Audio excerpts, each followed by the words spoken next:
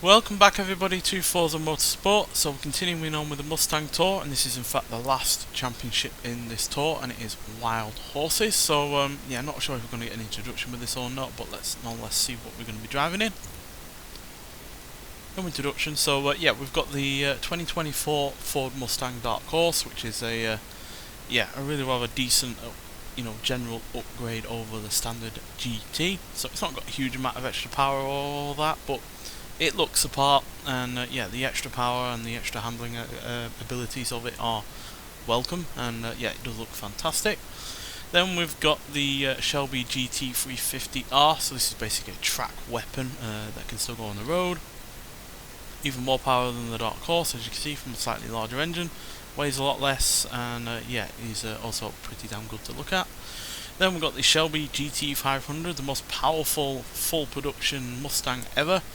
And yeah, that's 760 horsepower from a supercharged 5.2 litre V8 and 625 pounds-feet of torque, but it does weigh a fair bit at 4,171 pounds. So yeah, bit of a weighty beast. And then finally the Shelby GT500 from 2013.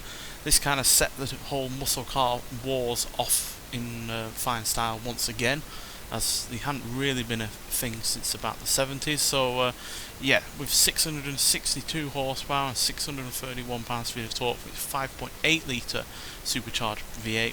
This, yeah, was before, the Camaro Z01 got its 650 horsepower supercharged engine, or the 707 horsepower Dodge Charger Hellcat, or Challenger Hellcat, whichever one you want to pick. Well before either of those. So yeah, this really did set off a trend in that kind of massive amounts of power, rear wheel drive, and yeah, pretty good looks. But for my money, this is one of the better ones in terms of just pure sheer driving pleasure.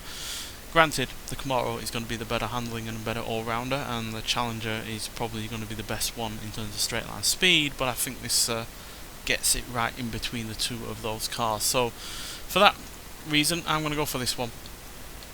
We could very well easily go for something that's far more new or modern and or powerful, but I'm a really big fan of that 2013 Shelby GT500, which is why I have one, and I've got it in my favourite paint scheme, which is red stripes and in black. I like how menacing it looks. So yeah, I've already driven this somewhat online already, so it has had upgrades in the past, but I've taken them off for this first race, because as per usual, when it comes to a first race on these championships, we do it with a stock car. So 4 laps at Daytona International Speedway. Should be pretty fun with all of the power that we've got under the hood. So yeah, I know it's not the most sophisticated thing in the world. I'm pretty sure Jeremy Clarkson said that the one big thing that has leaped and gone up leap and bounds over the last 100 years of car making hasn't been speed or acceleration or power or anything like that. It is refinement, because you look at a Ford Model T and then look 20 years later at a Ford Coupe Deluxe or whatever, and the massive leap in refinement just in those few couple of decades is ridiculous. And then not long after that, you'd be obviously getting your Cadillacs and your Lincolns and such, which were even more refined and quiet and comfortable. And yeah, that is the one thing that has gone on leaps and bounds, which is not the case for this GT500. It is not particularly well refined.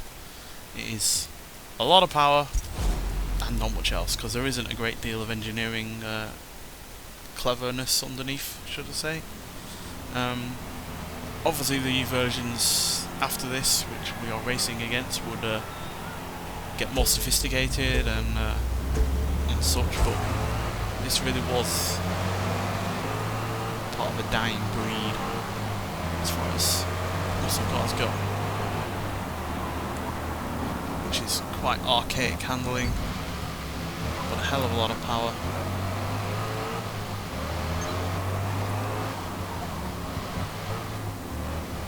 Fair bit of traffic though at the moment. I love the sound of this thing.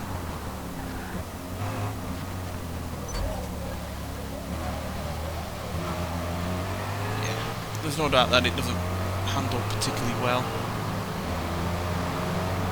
It's like a rocket ship in a straight line. Even today it's still pretty damn sharpish.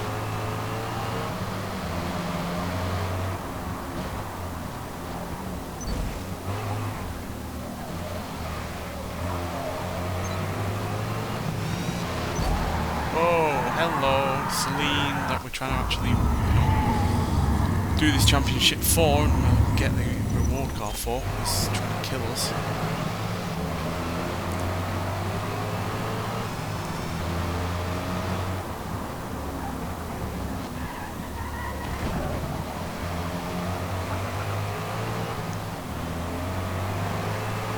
So yeah, if we are able to fully view the Celine that is a reward car, we will do a review on it, but at the very least we will take it around the Nürburgring in stock form. It's definitely not the kind of car you're likely to see going around there. Not all that common, that's for sure.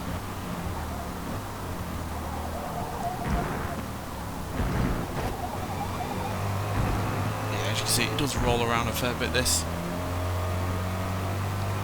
It's not as heavy as the newer GT500, and obviously that does have more power, but not a great deal more considering the age differences and the how much more sophisticated that version is.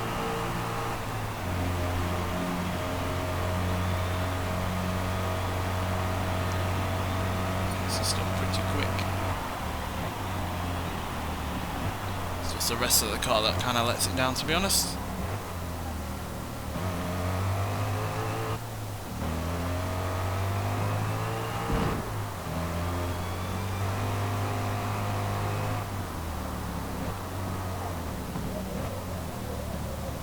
Does not have the best brakes or suspension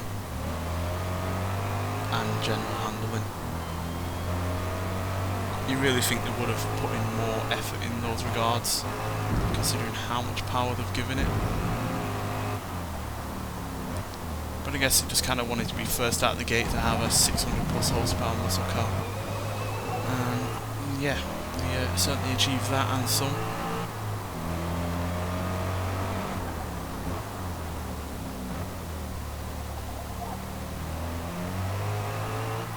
I guess you could say it's a bit better in a way of handling and braking than the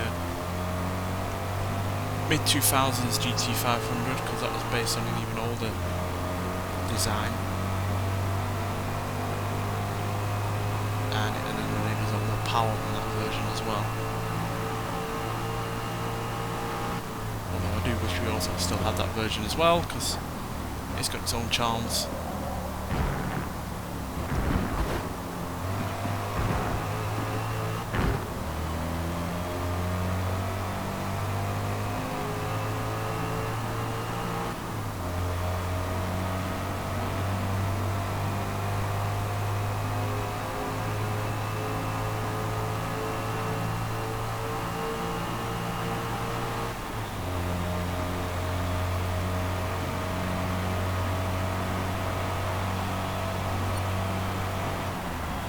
Doing 84 miles an hour in a Mustang is quite ridiculous.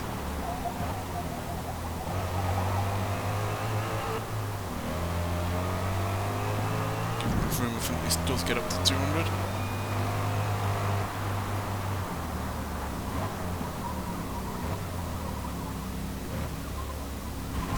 Oh dear. Loads of understeer there.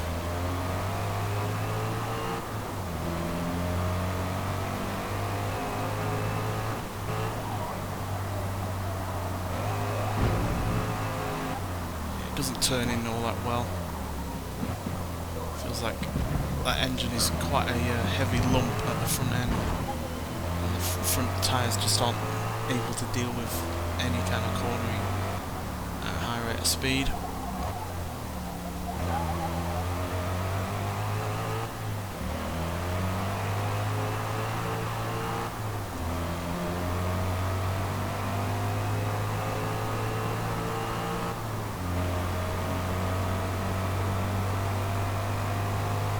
Let's try and catch up to 5th and at least hold on to that position.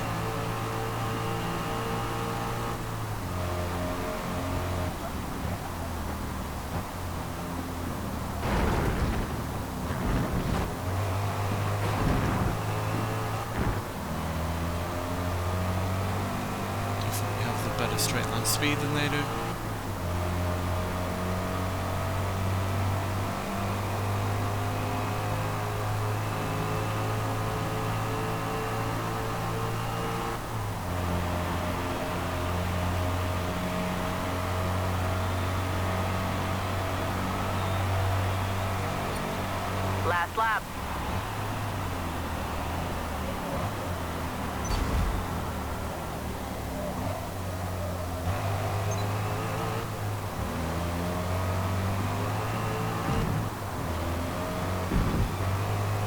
think they have the better handling because they've got that massive rear wing on there.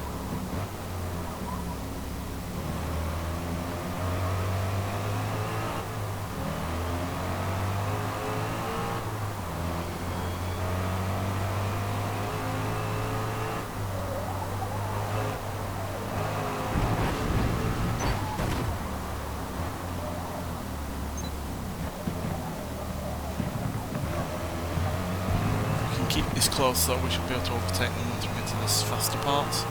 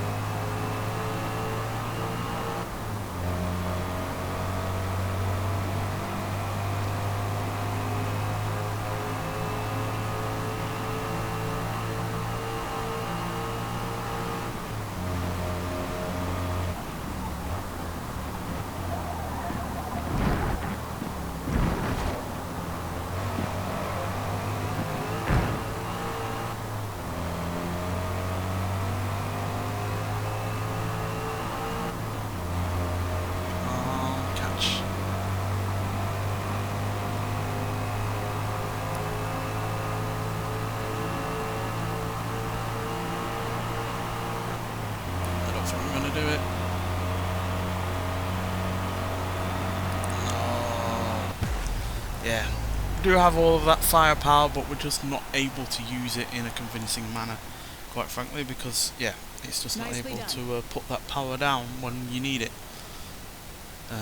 It was also another Ford Mustang from the same Mustang as us though as well, so even though it probably doesn't have quite the higher top speed, given that rear wing, it's still got that power at the end of the day. So yeah, and the Celine S302s, which are the car that we are trying to actually earn by doing these championships, was right behind us 3 times over, but crucially also one came second place, so they could very well be a highly competitive car to be going up against. So yeah, but that gives us 19 points to start off with, not as much as I would have liked. I usually do like to be at least in 5th place or higher, but that's just the way it goes sometimes. So let's get to the upgrade screen and see what we can do to this car.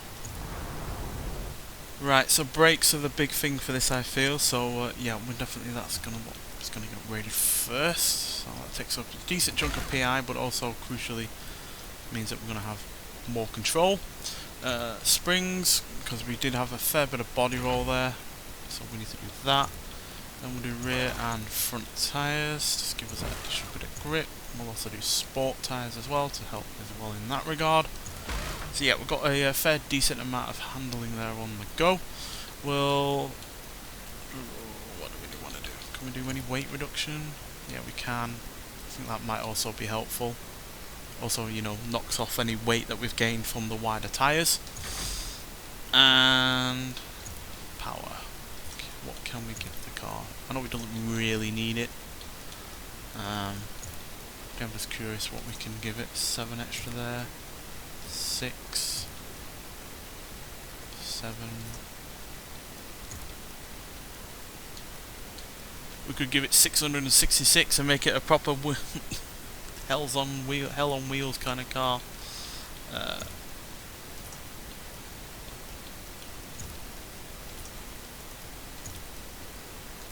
just looking for an even amount, which is probably unlikely given how limited we are in terms of options. If we do that, what about goes up to there, goes up to there, it's too high.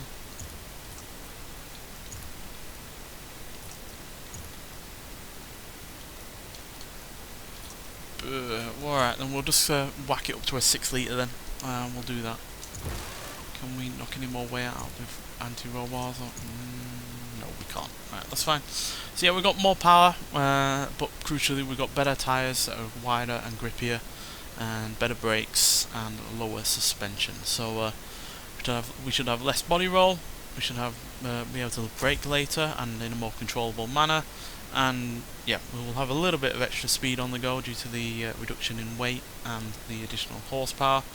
from the larger engine. So we can now do 0 to 60 in 3.266 seconds, 0 to 107.204 seconds, and go to a top speed of 203 miles an hour. So fairly impressive in terms of acceleration times, but we are on a course where speed really isn't the main priority. So yeah, Laguna Seca for 5 laps. So yeah, this might well be a little bit tricky for us, but hopefully we'll still be able to pull off hopefully at least a podium position.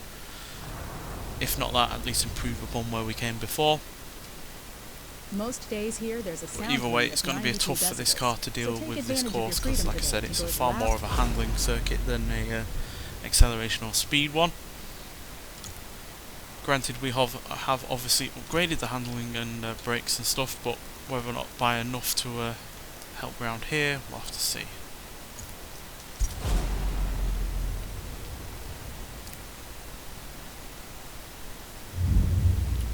But hopefully we have done enough.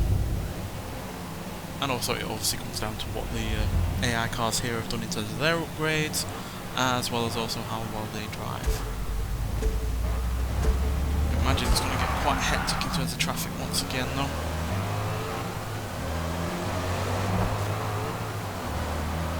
This track rarely widens up.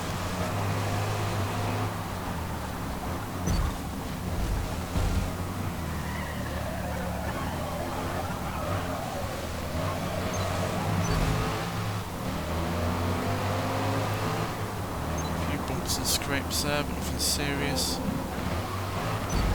Okay. Why did you slow down so much? The game's AI agreed with me that it was my fault for that car driving a bit. His brakes definitely helping there.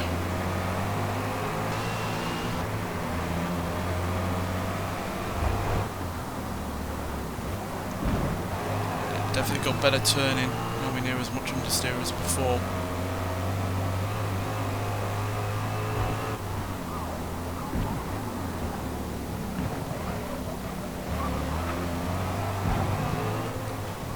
Probably not going to be the best round the corkscrew, but could be a lot worse.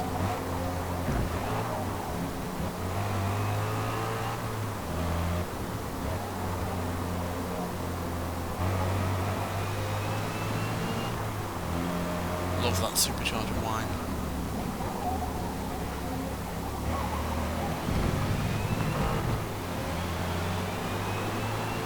Comfortably going to keep ahead of a dark horse, given we've got well over 100 horsepower extra.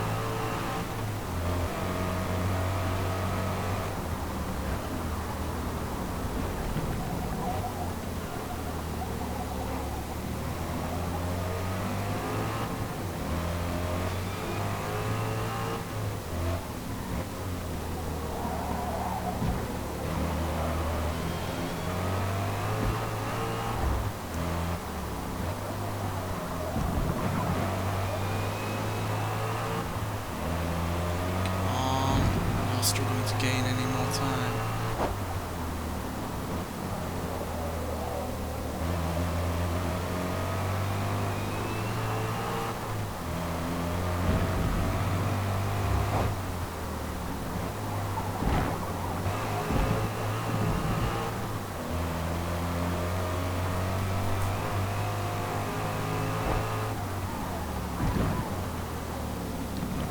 Obviously we have heavily upgraded the car in terms of handling, it's still by no means a track car.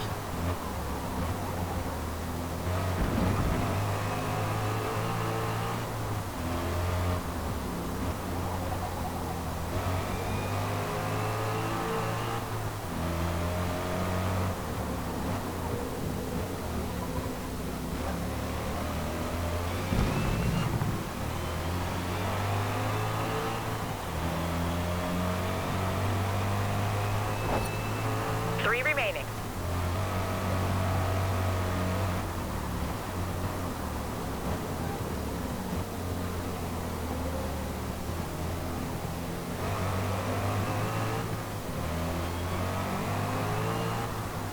Yeah, these newer Mustangs are definitely far more track orientated than we are. I guess it just shows how old the design for this car was even in 2013.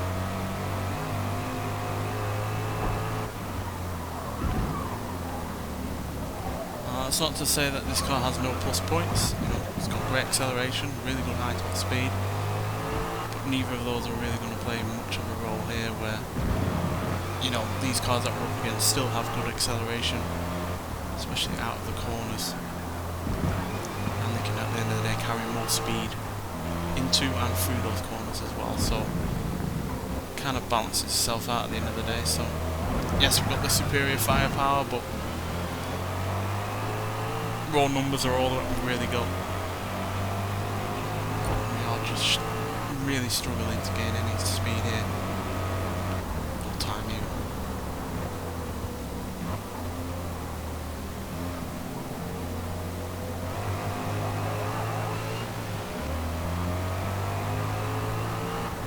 Looks like we're going to do even worse than we did last time, which is not good at all for starting off this championship.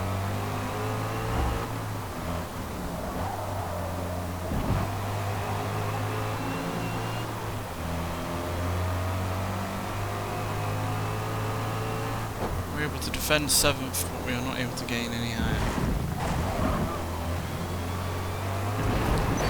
We're making mistakes, trying to push ourselves, keeping an eye on who's behind us.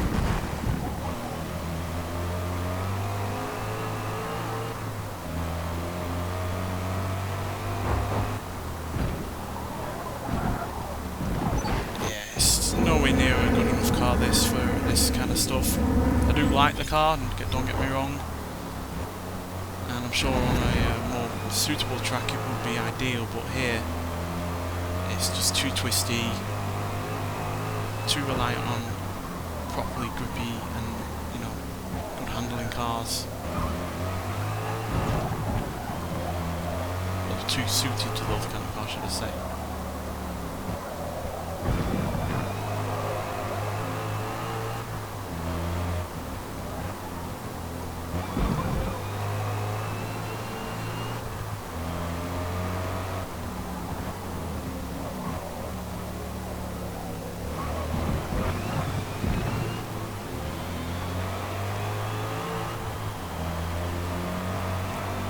Kept 6th within sight, but we've not really gained any time at all.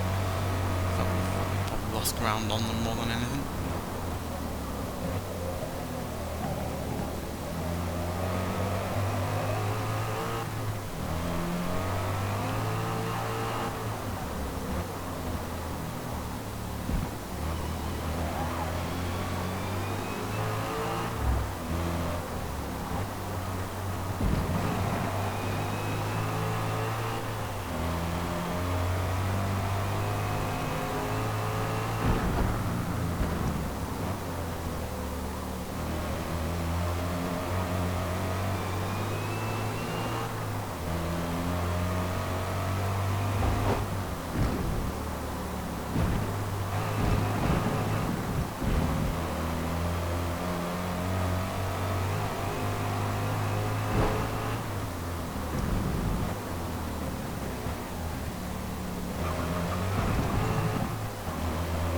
Back sometime. Really not enough.